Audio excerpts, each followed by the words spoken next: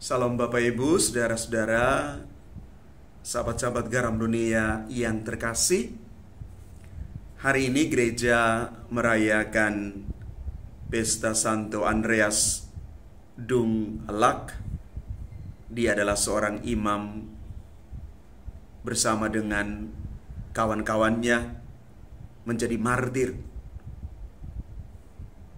Bacaan pertama dan juga bacaan Injil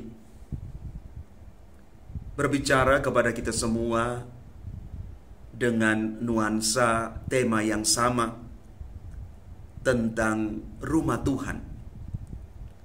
Rumah Tuhan yang dikuduskan, dan dari sanalah kita mendapat keselamatan.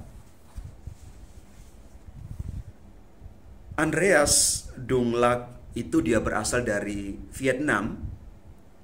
Ia termasuk seorang dari 117 martir yang kebanyakan dianiaya karena iman mereka akan Kristus pada masa pemerintahan Kaisar Minh Mang. Itu sekitar tahun 1820 sampai dengan 1840. Mereka dinyatakan kudus oleh Paus Yohanes Paulus II pada tanggal 19 Juni tahun 1988. Para martir Vietnam ini mati karena mempertahankan iman mereka akan Kristus dari penganiayaan para penguasa dan pemerintah komunis. Bapak, Ibu, Saudara, dan Saudari yang terkasih, Yesus yang mereka imani itu dulu pernah menyucikan bait Allah karena orang-orang Yahudi telah menjadikannya sarang penyamun. Nuansa ini dapat kita baca dan renungkan di dalam bacaan Injil hari ini. Dari Injil Lukas bab 19 ayat 45 sampai dengan 48. Yesus mengatakan, "Rumahku telah kalian jadikan sarang penyamun."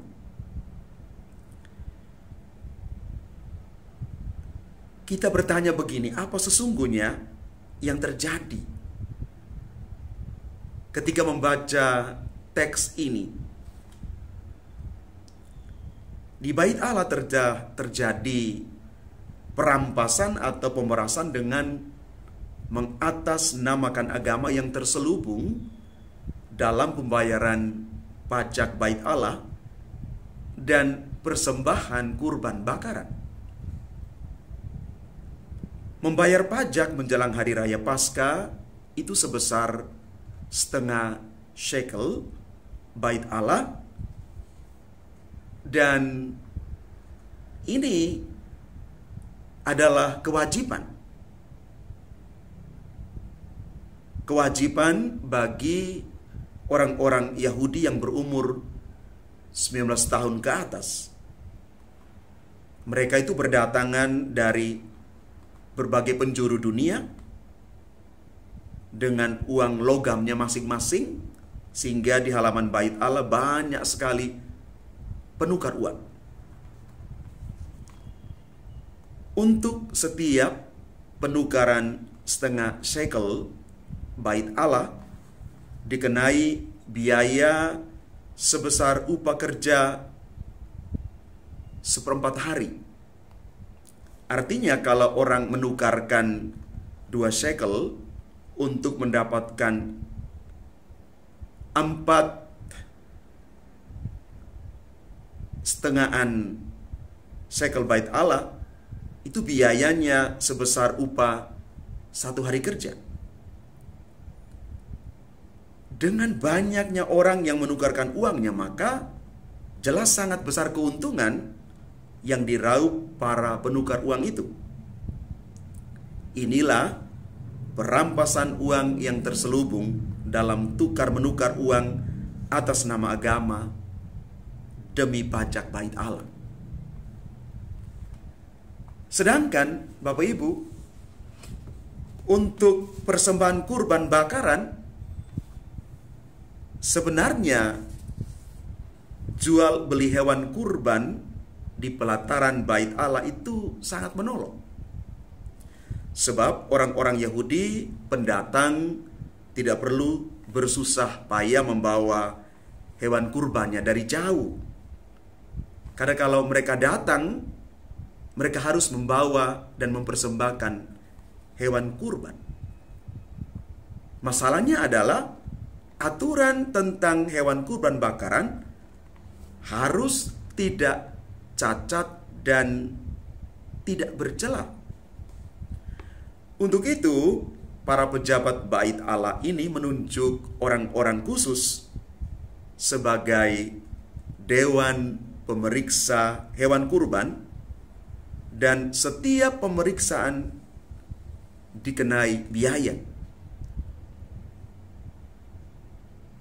Lagi pula, harga hewan kurban di pelataran bait Allah itu bisa mencapai 20 kali lipat dari harga hewan di luaran. Hewan yang dibeli di luar pasti tidak lolos sensor, sebab mereka sudah kong kali kong dengan para penjual hewan kurban di pelataran bait Allah. Maka orang terpaksa membeli dari para penjual itu, dan inilah pemerasan terselubung dalam ibadat atas nama persembahan kurban bakaran. Bapak, Ibu, Saudara, dan Saudari yang terkasih, dari sini kita boleh menarik satu kesimpulan dan mengerti mengapa Yesus begitu marah. Bahkan Yesus mengatakan, rumahku sudah seperti sarang penyamun. Kita kadang masih ragu, bahkan tidak berani menghapus kebiasaan praktek kesalehan yang nyatanya telah meresahkan umat Allah. Padahal kita tahu Allah membenci praktek-praktek amoral dalam keagamaan. Tidak jarang kita pun melakukan praktek amoral itu untuk meraup keuntungan pribadi secara terselubung lewat peraturan-peraturan saleh keagamaan. Mengapa Yesus murka dan menyucikan bait Allah yang telah menjadi sarang penyamun? Karena praktek perampasan dan pemerasan terselubung yang mengatasnamakan aturan keagamaan. Bapak, Ibu, Saudara, dan Saudari yang terkasih, kita semua adalah para pengikut Kristus zaman ini yang seharusnya terus membaharui dan mengevaluasi diri dari tindakan amoral terselubung yang motifnya demi meraup keuntungan pribadi. Semoga kita sungguh-sungguh menjadi orang-orang Kristiani yang baik, benar, dan jujur di mata Tuhan dan sesama. Karena sekali lagi, Tuhan memuliakan orang-orang yang berkenan, tulus di dalam pelayanan dan juga hidup beriman. Mari kita sucikan rumah Tuhan dan juga kita menyucikan diri kita. Tuhan memberkati kita sekalian. Amin.